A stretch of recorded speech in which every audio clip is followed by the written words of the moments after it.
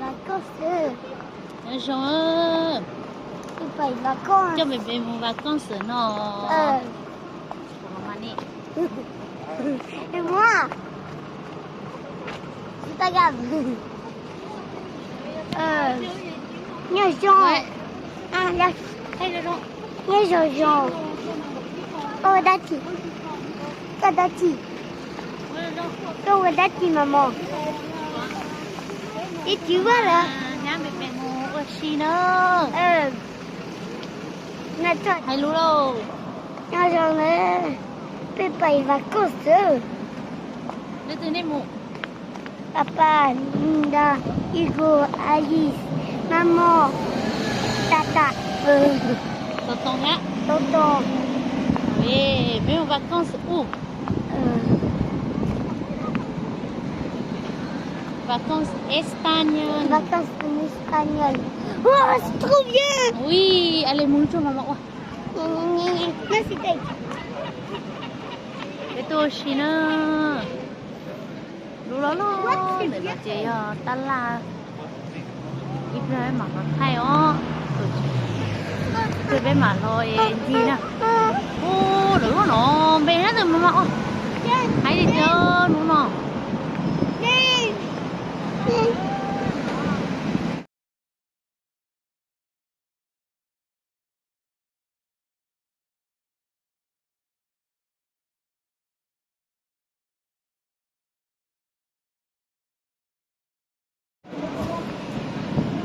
Bây giờ muốn chiêu xí hòn nó nữa.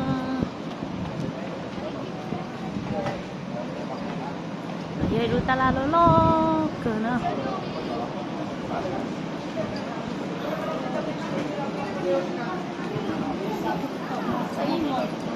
Có một chơi một ít tao ô hay đã ta hiểu. Có là còn tới. Em biết sao đó.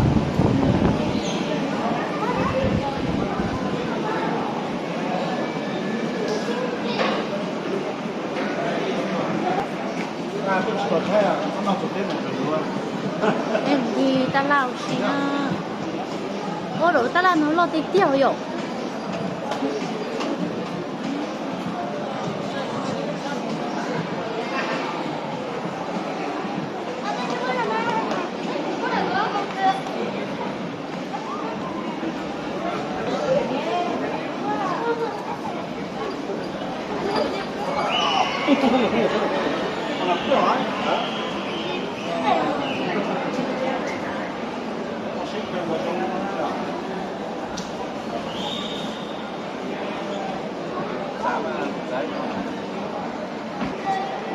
Nhân đâu sống nó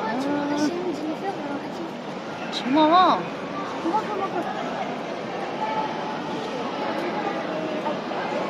cô bây giờ mua sáng cơn cầu đó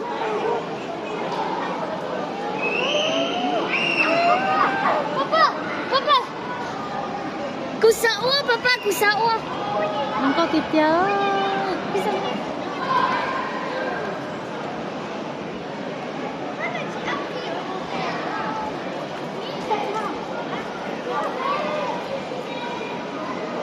mấy người nhẹ đó nói chi không có đâu đó nào có photo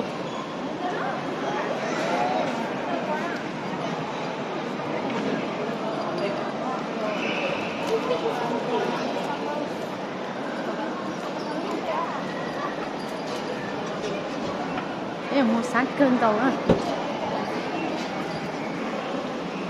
cái con đó plus nó nữa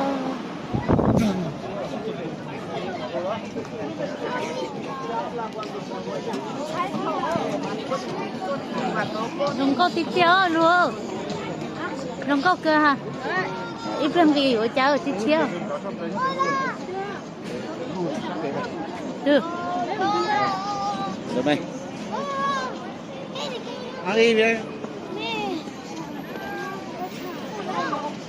Rồng có cơ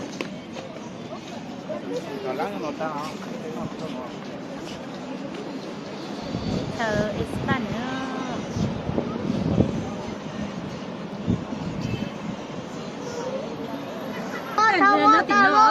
tu kilo. Hola. Hola.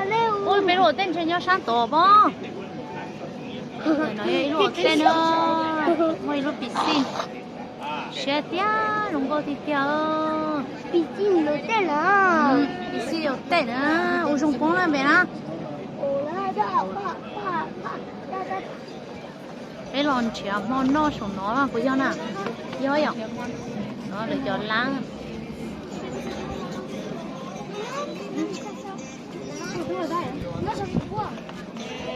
après ça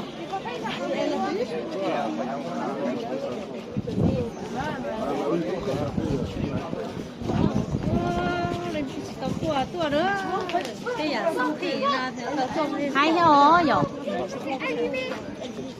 rồi cái chiếc to cứ ít xong tôi rau cái lúc luôn đỡ mà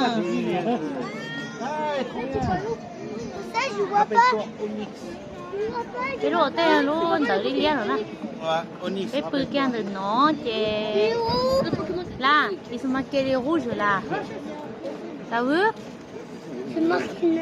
nếu piscine mẹ của họ sao chỉ hay nó to rồi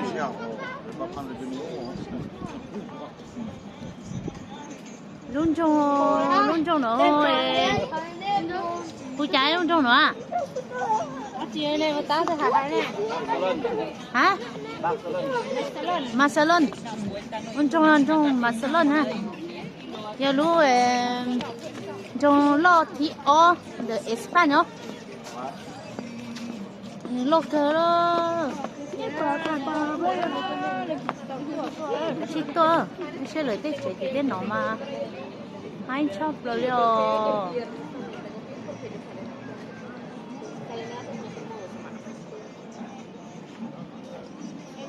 cho là nó mỏi cho nhau hú sầu cơ sầu nó nè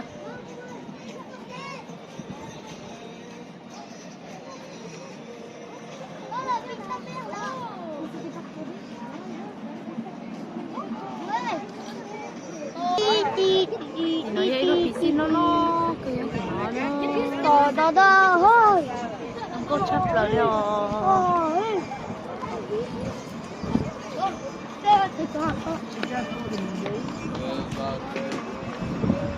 chỉ nhau cơ đó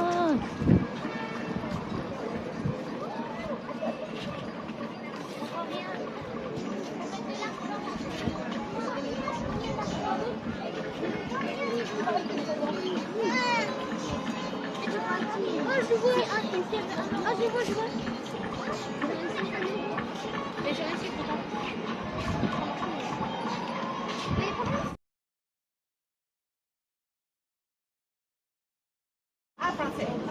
Bên nó láng nó nữa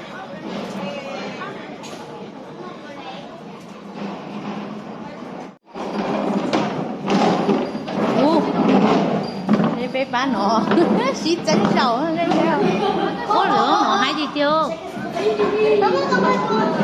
chợ Achi lo mua ta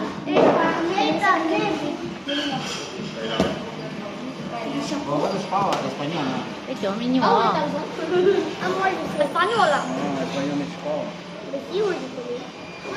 nếu你在录 español 呢 Jusqu'à 12 ans, Alice.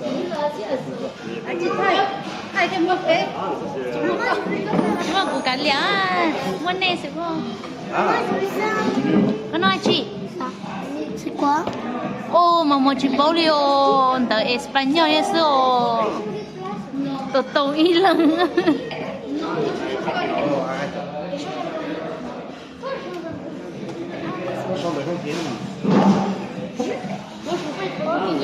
bé nói chị C'est quoi? je sais pas Papa.